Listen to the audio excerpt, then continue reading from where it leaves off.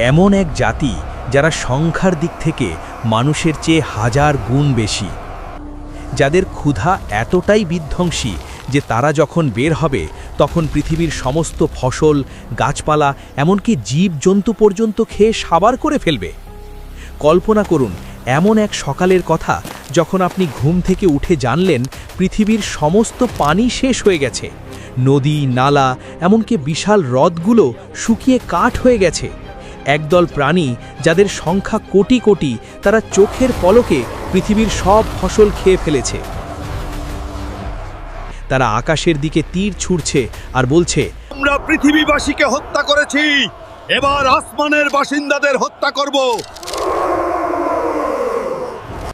চিন্তা করুন কতটা ভয়ঙ্কর সেই দৃশ্য। সেই জাতি আজ হাজার হাজার বছর ধরে একটি লোহার প্রাচীরের পেছনে বন্দী হয়ে আছে। তারা প্রতিদিন সেই দেওয়ার ভাঙার চেষ্টা করছে, আর আমরা নিশ্চিন্তে ঘুমাচ্ছি। কিন্তু সেই দিন আর বেশি দূরে নয় যেদিন সেই প্রাচীর ভেঙে পড়বে আর তারা পঙ্গপালের মতো ধেয়ে আসবে আপনার, আমাদের সবার দিকে। কে এই জাতি আর কে সেই রহস্যময় বাদশা যিনি আল্লাহর নির্দেশে তাদের বন্দী করেছিলেন দুই পাহাড়ের মাঝখানে?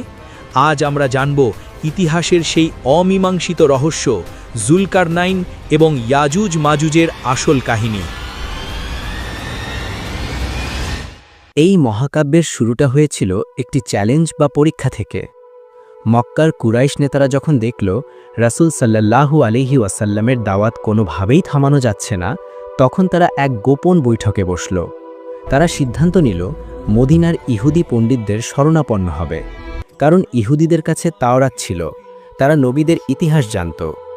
ইহুদিরা মক্কার নেতাদের বলল, তোমরা মুহাম্মদকে সাল্লাল্লাহু আলাইহি ওয়াসাল্লামকে 3টি প্রশ্ন করো, যদি সে এই গোপন বিষয়গুলোর সঠিক উত্তর দিতে পারে তবে বুঝবে সে সত্যিই আল্লাহর নবী, আর না পারলে সে ভণ্ড। তার মধ্যে একটি প্রশ্ন ছিল, তাকে জিজ্ঞেস করো সেই ভ্রমণকারী মহান ব্যক্তিটি কে, যিনি পৃথিবীর পূর্ব ও পশ্চিম প্রান্ত ছসে বেরিয়েছিলেন। আল্লাহ সুবহানাহু ওয়া তাআলা জিব্রাইল আলাইহিস সালামের মাধ্যমে সূরা কাহাফ নাজিল করলেন। আল্লাহ শুধু সেই ভ্রমণকারীর নাম বললেন না, বরং তার পুরো অভিযানের নকশা এঁকে দিলেন। উন্মোচিত হল বাদশাহ জুলকারনাইনের মহাকাব্য। কিন্তু সাবধান, এটি কোনো সাধারণ গল্প নয়। আল্লাহ কেন আমাদের এই ঘটনা জানালেন? কারণ এই ঘটনার সাথে জড়িয়ে আছে মানবজাতির শেষ পরিণতি। কিয়ামতের 10টি বড় আলামতের মধ্যে অন্যতম হল ইয়াজুজ মাজুজের আত্মপ্রকাশ। আজকের এই ভিডিওতে আমরা ইতিহাসের ধুলো ঝেড়ে 8টি বিস্তারিত চ্যাপ্টারে জানব জুলকারনাইন আসলে কে, তিনি কি আলেকজান্ডার দ্য গ্রেট নাকি অন্য কেউ, ইয়াজুজ মাজুজ কেন সৃষ্টি হল এবং তাদের অপরাধ কি, কিভাবে লোহা ও তামার সংমিশ্রণে সেই অলৌকিক দেওয়াল তৈরি হল, কেয়ামতের আগে তাদের বের হওয়া এবং ধ্বংসযজ্ঞের রোমহর্ষক বিবরণ। আপনারা কি প্রস্তুত ইতিহাসের সেই ভুবনে প্রবেশ করতে? তবে চলুন মূল ঘটনায় ডুব দেওয়া যাক। ইতিহাসের পাতায় জুলকারনাইন নামটি স্বর্ণাক্ষরে লেখা, কিন্তু তিনি আসলে কে ছিলেন তা নিয়ে ঐতিহাসিকদের মধ্যে হাজার বছরের বিতর্ক। প্রথমেই নামের অর্থটা বোঝা যাক। জুলকারনাইন শব্দের শাব্দিক অর্থ 2 শিং বিশিষ্ট। রূপক অর্থে এর মানে যিনি পৃথিবীর 2 প্রান্ত অর্থাৎ পূর্ব ও পশ্চিম জয় করেছিলেন, অথবা যিনি 2টি মহাযুগের সাক্ষী ছিলেন। অনেকেই ভুলবশত তাকে গ্রিক বীর আলেকজান্ডার দ্য গ্রেট বলে মনে করেন, কিন্তু কোরআনের বর্ণনা এবং ঐতিহাসিক তথ্যের গভীর বিশ্লেষণ করলে দেখা যায় এটা বিশাল ভুল। কেন? 1. আলেকজান্ডার ছিলেন মূর্তি পূজক। তিনি সূর্য ও নক্ষত্রের পূজা করতেন, তিনি নিজেকে দেবতা দাবি করতেন। অন্যদিকে কোরআন জুলকারনাইনকে চিত্রিত করেছে একজন খাঁটি একত্ববাদী মুমিন হিসাবে, যিনি আল্লাহর হুকুমে চলতেন এবং পরকালে বিশ্বাস করতেন। আধুনিক অনেক গবেষক এবং তাফসিরকার মনে করেন তিনি ছিলেন পারস্যের সম্রাট সাইরাস দ্য গ্রেট। সাইরাস ছিলেন একজন ন্যায়পরায়ণ শাসক, যিনি বনি ইসরায়েলকে ব্যাবিলনের বন্দিদশা থেকে মুক্ত করেছিলেন। তার টুপিতে 2টি শিংয়ের মতো আকৃতি ছিল বলে প্রত্নতাত্ত্বিক প্রমাণ পাওয়া যায়। তবে সবচেয়ে গুরুত্বপূর্ণ হল আল্লাহ কোরআনে তার নাম বা বংশপরিচয় ফোকাস করেননি, ফোকাস করেছেন তার কাজকে। আল্লাহ বলেন, আমি তাকে পৃথিবীতে কর্তৃত্ব দিয়েছিলাম এবং প্রত্যেক বিষয়ের কার্য উপকরণ দান করেছিলাম। ভাবুন একবার, আল্লাহ তাকে কি দেননি?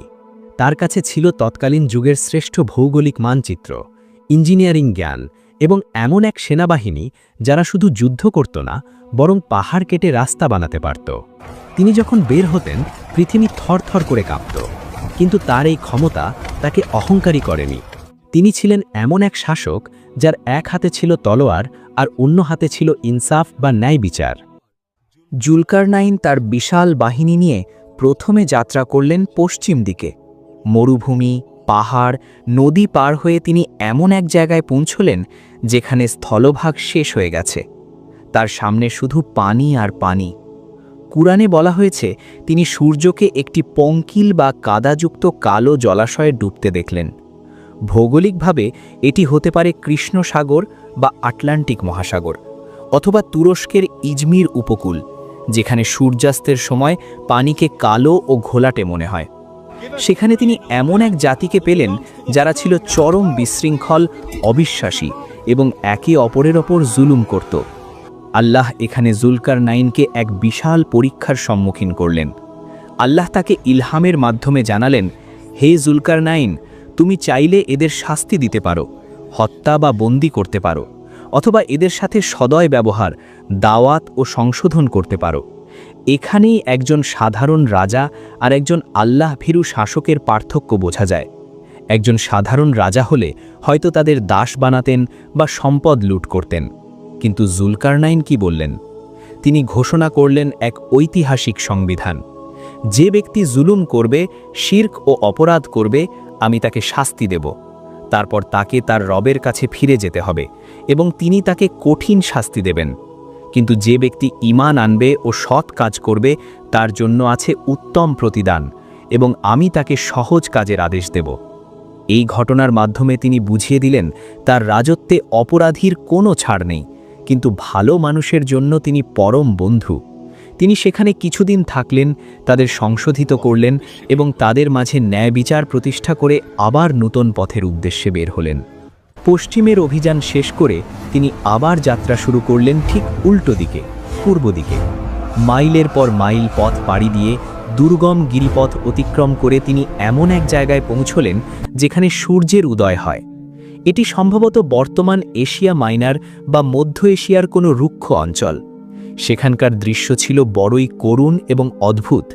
তিনি দেখলেন এমন এক কম বা জাতি যাদের কোনো ঘর বাড়ি নেই, এমনকি তাদের শরীরে কোনো পোশাকও নেই। কুরআনের ভাষায় বলা হয়েছে, আমি তাদের জন্য সূর্যের তাপ থেকে বাঁচার কোনো অন্তরালের ব্যবস্থা করিনি। তাফসিরকারকগণ বলেন, এখানকার ভৌগোলিক পরিবেশ ছিল খুব বিচিত্র। হয়তো সেখানকার মাটি এতই নরম বা বালুকাময় ছিল যে সেখানে কোনো দালান বা ঘর তৈরি করা যেত না, অথবা তারা ছিল অত্যন্ত আদিম ও জঙ্গলি। হাদিসে বা বর্ণনায় এসেছে, যখন সূর্য উঠত তারা মাটির গর্তে, গুহায় বা পানির নিচে লুকিয়ে থাকত সূর্যের প্রখর তেজ থেকে বাঁচতে। আর সূর্য ডুবলে তারা বের হয়ে জীবন ধারণ, শিকার ও কাজকর্ম করত। তাদের জীবন ছিল প্রতিনিয়ত এক সংগ্রাম। জুলকারনাইন তাদের এই অসহায় ও মানবেতর অবস্থা দেখলেন। তিনি চাইলে তাদের উপর নিজের ক্ষমতা ফলাতে পারতেন, কিন্তু কুরআনে বলা হয়েছে তিনি তাদের ব্যাপারে পূর্ণ খবর রাখতেন, অর্থাৎ তিনি তাদের কষ্টের গভীরতা অনুধাবন করেছিলেন। তিনি তাদের আক্রমণ করলেন না, তাদের দাস বানালেন না, তিনি তাদের সংস্কৃতি বা জীবনযাত্রায় হস্তক্ষেপ করলেন না, বরং তার জ্ঞান ও প্রযুক্তি ব্যবহার করে তাদের জন্য হয়তো কোনো সাময়িক আড়াল বা সুরক্ষার কৌশল শিখিয়ে দিলেন। তিনি বুঝলেন আল্লাহ সৃষ্টির বৈচিত্র্য এভাবেই রেখেছেন। একজন মহান শাসকের কাজ হল প্রজার অবস্থা বুঝে ব্যবস্থা নেওয়া, যা জুলকারনাইন করেছিলেন। পশ্চিম ও পূর্ব জয়ের পর জুলকারনাইন এবার এক ভিন্ন পথে যাত্রা করলেন। তাফসিরবিদদের মতে তিনি এবার উত্তর দিকে অগ্রসর হলেন। দুর্গম পথ পাড়ি দিয়ে অবশেষে তিনি পৌঁছলেন দুটি সুউচ্চ পাহাড়ের মাঝখানে। ভৌগোলিকভাবে এটি ককেসাস পর্বতমালার দারিয়াই গর্জ বা জর্জিয়া ও রাশিয়ার মধ্যবর্তী কোনো গিরিপথ হতে পারে। সেখানে তিনি এমন এক জাতির দেখা পেলেন যারা তার ভাষা প্রায় বুঝতেই পারছিল না। তাদের ভাষা ছিল দুর্বোধ্য, কিন্তু ভাষার দূরত্ব তাদের আর্তনাদ বুঝতে বাধা হয়ে দাঁড়ায়নি। তাদের চোখ মুখে ছিল তীব্র আতঙ্ক।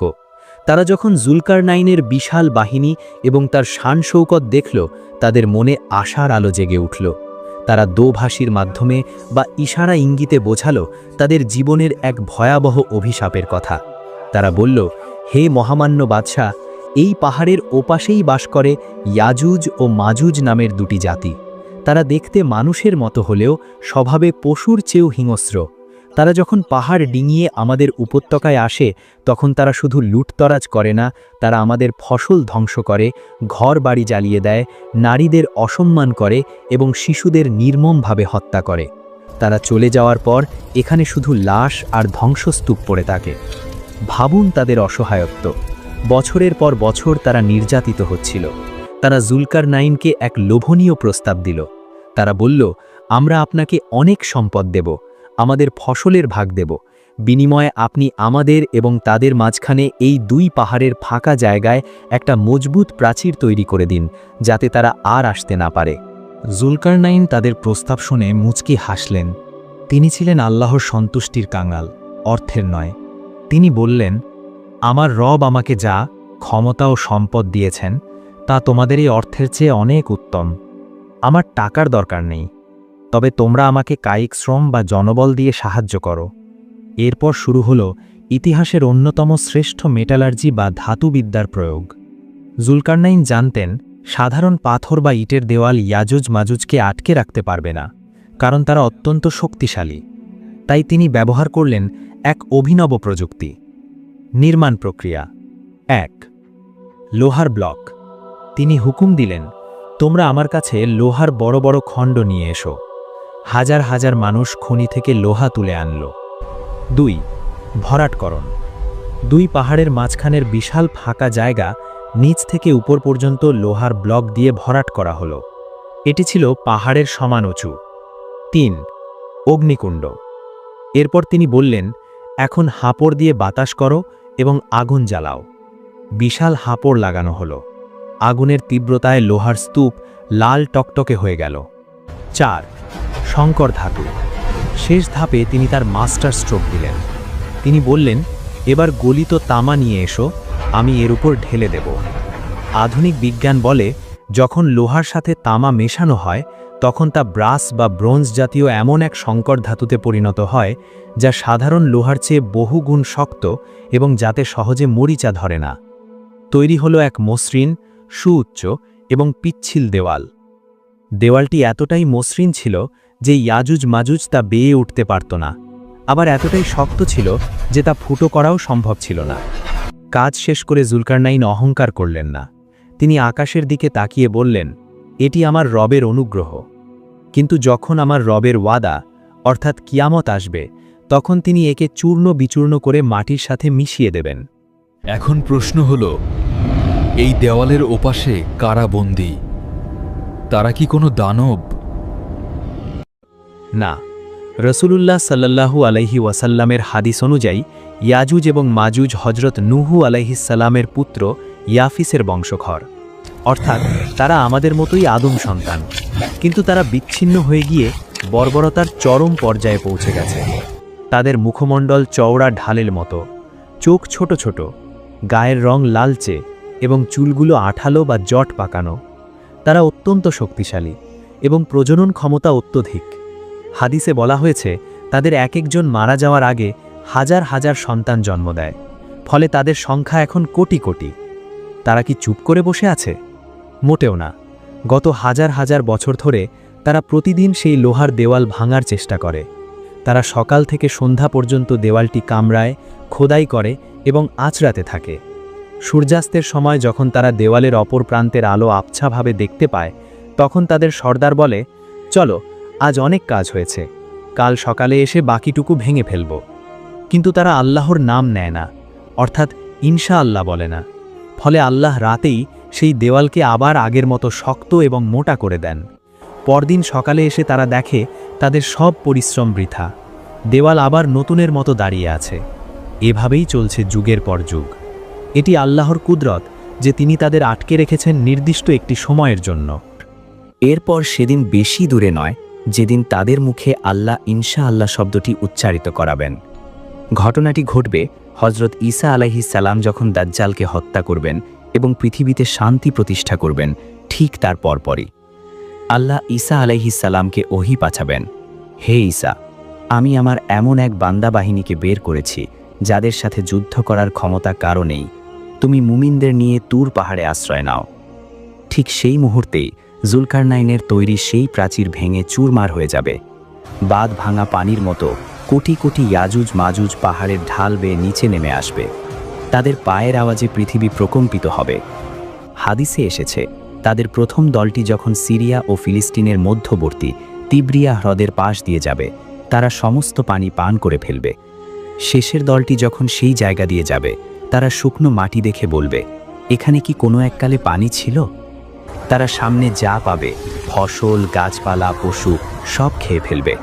মানুষ ভয়ে দুর্গে বা পাহাড়ের গুহায় আশ্রয় নেবে। তাদের অহংকার ও স্পর্ধা এতটাই বেড়ে যাবে যে তারা আকাশের দিকে তীর ছুড়বে। তারা বলবে, আমরা পৃথিবীবাসীকে হত্যা করেছি, এবার আসমানের বাসিন্দাদের হত্যা করব। আল্লাহ তাদের পরীক্ষা করার জন্য সেই তীর রক্তাক্ত অবস্থায় ফেরত পাঠাবেন। তারা ভাববে তারা বুঝি আল্লাহকেও, নাউজুবিল্লাহ, পরাজিত করেছে। পৃথিবীতে তখন এক ভয়াবহ দুর্ভিক্ষ ও ত্রাস বিরাজ করবে। তুর পাহাড়ের চূড়ায় তখন মৃত্যুর নীরবতা বিরাজ করবে। নিচে ইয়াজুজ মাজুজের উল্লাস, আর উপরে হজরত ঈসা আলাইহিসসালাম ও তার সাহাবীরা অবরুদ্ধ থাকবেন। খাবারের তীব্র সংকট দেখা দেবে। অবস্থা এমন হবে যে একটি গরুর মাথা তখন 100 দিনার বা স্বর্ণমুদ্রার চেয়েও দামি হবে, কিন্তু তাও পাওয়া যাবে না। উপায় না দেখে ঈসা আলাইহিসসালাম এবং মুমিনরা আল্লাহর কাছে কান্নায় ভেঙে পড়বেন। আল্লাহ তাদের সেই আর্তনাদ কবুল করবেন। কোনো বিশাল সেনাবাহিনী নয়, আল্লাহ পাঠাবেন নাগাফ নামক অতি ক্ষুদ্র এক ধরনের পোকা বা জীবাণু। এই পোকা ইয়াজুজ মাজুজের ঘাড়ে কামড় দেবে, আর এতেই এক রাতের মধ্যে কোটি কোটি ইয়াজুজ মাজুজ মৃত্যু যন্ত্রণায় ছটফট করে মারা যাবে। সকাল হওয়ার আগেই সব শেষ, যেন একটি মাত্র প্রাণীর মৃত্যু হলো। সকালে ঈসা আলাইহিসসালামের একজন সাহসী সাহাবী জীবনের ঝুঁকি নিয়ে পাহাড় থেকে নিচে নেমে আসবেন। তিনি দেখবেন মাইলের পর মাইল শুধু লাশ আর লাশ, এক বিগত জায়গাও খালি নেই যেখানে পা রাখা যায়। তিনি চিৎকার করে জানাবেন, শত্রু ধ্বংস হয়েছে, কিন্তু লাশের পচা গন্ধে পৃথিবীতে টেকা দায় হয়ে পড়বে। শ্বাস নেওয়া অসম্ভব হয়ে উঠবে। ঈসা আলাইহিসসালাম আবার দোয়া করবেন। আল্লাহ তখন লম্বা গলার উটের মতো এক ধরনের পাখি পাঠাবেন। তারা লাশগুলোকে তুলে নিয়ে বহু দূরে সমুদ্রে ফেলে দেবে। এরপর আল্লাহ আকাশকে হুকুম দেবেন। শুরু হবে মুষলধারে বৃষ্টি। সেই বৃষ্টি পৃথিবীকে ধুয়ে মুছে আয়নার মতো ঝকঝকে করে দেবে। এরপর শুরু হবে বরকতের এক নতুন যুগ। আল্লাহ মাটিকে হুকুম দেবেন তার ফসল বের করতে। ফসলে এত বরকত হবে যে একটি ডালিম এত বড় হবে যে তার খোসার নিচে একদল মানুষ ছায়া নিতে পারবে। একটি উটের দুধে পুরো গ্রামের মানুষ পরিতৃপ্ত হবে। পৃথিবী আবার শান্তিতে ভরে উঠবে। তবে মনে রাখবেন, এই বিশাল সংখ্যার ইয়াজুজ মাজুজের শেষ পরিণতি অত্যন্ত ভয়াবহ। হাসরের মাঠে যখন আল্লাহ জাহান্নামীদের আলাদা করতে বলবেন, তখন প্রতি 1999 জনই হবে এই ইয়াজুজ মাজুজের দল থেকে। আল্লাহ আমাদের হেফাজত করুন। প্রিয় দর্শক, জুলকারনাইনের এই কাহিনী এবং ইয়াজুজ মাজুজের আগমন কোনো রূপকথা বা সায়েন্স ফিকশন নয়। এটি পরম সত্য, যা খুব শীঘ্রই ঘটতে যাচ্ছে। সেই লোহার প্রাচীর হয়তো এখনও আমাদের সুরক্ষা দিচ্ছে, কিন্তু যেদিন আল্লাহর হুকুম হবে, সেদিন আমাদের পারমাণবিক বোমা, আমাদের টেকনোলজি কিছুই কাজে আসবে না। রক্ষা পাবে শুধু তারা যারা ঈমানের দুর্গে আশ্রয় নেবে। আসুন আমরা সেই দিনের ভয়াবহতা থেকে আল্লাহর কাছে আশ্রয় চাই। আসুন আমরা আমাদের ঈমানকে মজবুত করি, যেন ফিতনার সময় আমরা পথভ্রষ্ট না হই। রাসূল সাল্লাল্লাহু আলাইহি ওয়াসাল্লাম শিখিয়ে দিয়েছেন এই ফিতনা থেকে বাঁচতে সূরা কাহাফের প্রথম 10 আয়াত মুখস্থ করতে। হে আল্লাহ, আপনি আমাদের পরিবার এবং পুরো মুসলিম উম্মাহকে দাজ্জাল এবং ইয়াজুজ মাজুজের ভয়ঙ্কর ফিতনা থেকে হেফাজত করুন। আমাদের ঈমানের সাথে মৃত্যু নসিব করুন। আমিন। ভিডিওটি শেয়ার করে আপনার বন্ধুদেরও সতর্ক হওয়ার সুযোগ করে দিন। দেখা হবে আগামী ভিডিওতে। আসসালামু আলাইকুম।